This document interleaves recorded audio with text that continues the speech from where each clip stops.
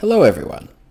Today's video has 3 points and you're going to want to stick around because the third point is a secret as to the absolute top thing self-publishers should start doing right away. So let's get into it. The topic we're discussing today is 3 things self-publishers should do. Now, by the end of this video, you're going to know exactly what the top things that a self-publisher should do and why.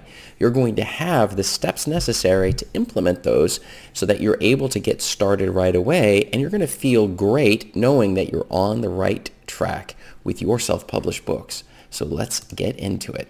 This is Chris Baird from selfpublishingmadeeasynow.com, where self-publishing doesn't have to be so hard. Hit the subscribe button if you would like for me to make more videos like this one as we race towards 1,000 subscribers. We're getting close now. And check out below in the description and grab a copy of my absolutely free self-publishing checklist to make sure that you are not skipping any of the important steps when it comes to getting your books self-published and also selling. So from my own story, when I first got started, I came out with my very first books, but I had a huge problem. The problem was I was hitting so many different topics. I was hitting a topic here, a topic on goal achievement and habits and sleep, and a number of other topics that I found interesting, things for which I have studied. I did some research. I put it all together into a very easy to read books.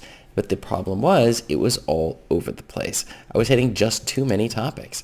So I tried sending emails out to the email list that I was building. I at least followed that issue, which is that strategy, which you all should be doing, which is setting up email lists so that you can gather in and contact your audiences. But the problem is my audiences were spread out. They were hitting way too many different topics, so many different books on so many different topics, and trying to build an email list. Well, what email would you send? If one person's interested in puppy training and you're sending them an email on yoga or something, and then the next person's interested in maybe a Harry Potter type of fantasy novel, and the next person's interested in a comic strip, well, when you send an email out to this, who's your audience? Is it everyone? Is everyone your audience? If so, you're going to lose these people as you're sending emails to them because it makes absolutely no sense. Same would be true even for a YouTube channel like this one. That's the reason why we stick to one theme all day, every day, which is self-publishing and how to make it easier.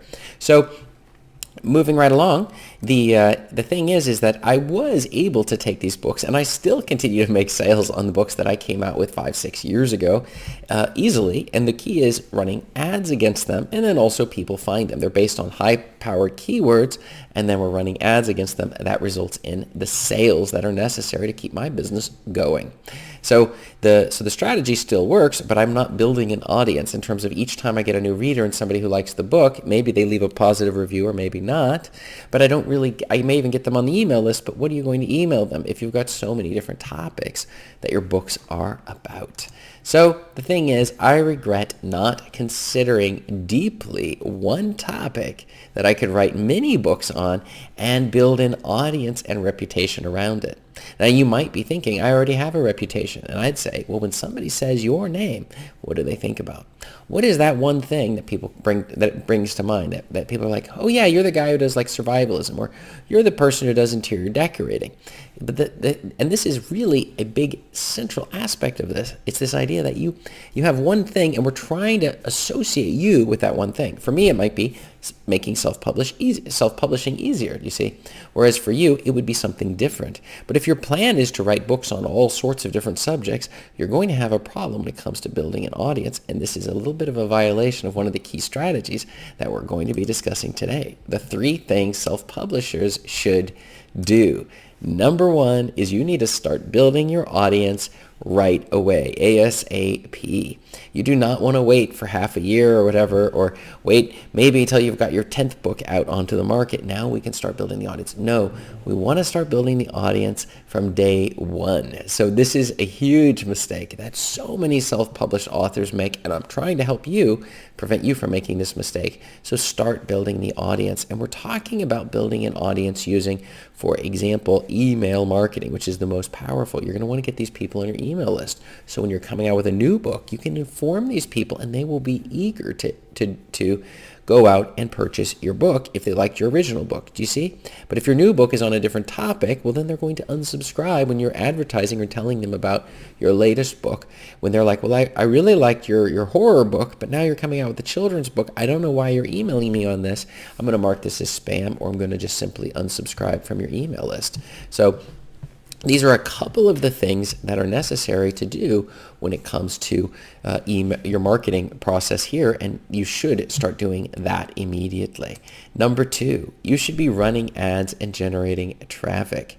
So we're going to want to continually be pushing ads against it. As I commented, even if you don't have an audience, we can still push the ads, and we can generate natural traffic if we're doing SEO, that is search engine optimization. So you're going to come out with articles, or you're going to come out with reports where on your blogs on your website, where people can come there and they can look exactly at what you have been writing, the type of writing you have on different topics. And the thing is, you can maybe short stories, something along these lines, or parts of your existing stories. And then when they do a search on Google, it comes up. You see that you're using some of the keywords like similar books. And so you might even use some of those names inside of your thing. So if somebody looks up J.K. Rowling, they might find your fantasy books, your young adult fantasy books. And so they would show up in the search results, and you're paying absolutely nothing for those books as well. So this is another thing that you're definitely going to want to not ignore as we're doing it as a self-publisher. But the third point is by far the most important point, and is our secret answer of the day. And it is, you should stick in there as your audience grows. The thing is that so many authors, they assume that if you build it, if you write it, they will come, right? I remember Fields of, what was the name of that movie? Do you remember Fields of? You'll have to tell me below in the comments. But the idea was you built a baseball stadium, then these ghosts from these famous baseball players would come and visit afterwards. Does that make sense? And so the idea is, if you just build it, they will come. If you write it, they will not come. If you write it, you will give yourself the opportunity that your readers will come. And if we write a second book, that's a fantastic way to help push our first book sales. And our third book will even amplify this. And we just keep adding books on to each and every copy, every of our sequence here. And we're going to slowly be building out our email list. We're slowly building organic traffic. We're pulling these people in. We're informing them. We're getting reviews from these readers. But we need to stay in the game long enough to win. There are so many people. If I'm based upon my own experiences, we're talking 95% of the people who jump in the game give up and quit before they're able to see the money start coming in from the sales of their books as their audience size grows. And this is something that is overlooked. Your expectations are way too high upon what you think, what you can accomplish in the next several months, and way too low upon what you can actually accomplish. Give yourself 5 to 10 years and see what you can do. And that's the reason I said it's a long game in order to win. And in order for you to win, you're going to have to stick in the game. So if you give up, you might be doing everything correct, but if you give up too early, you're never going to give yourself that chance that you deserve to make it with your writing. And as well as you're giving up on your readers. All of these potential readers who would love to read your books, but they can't read them because, well, you've never put them on the market and you didn't market it properly in order to give them even an opportunity to know your books were even out there. And this is a tough point that so many authors simply do not understand. It is that your books, when you first come out with a book, they really don't know who you are. You need to work with that and slowly build up your audience. But my question for you today is, what should you start doing? Let me know below in the comments so I know exactly what the most important thing is, because that will help me produce better videos geared towards some of the strategies you're sharing. And check up above me here for more video answers to your self-publishing questions. Thanks.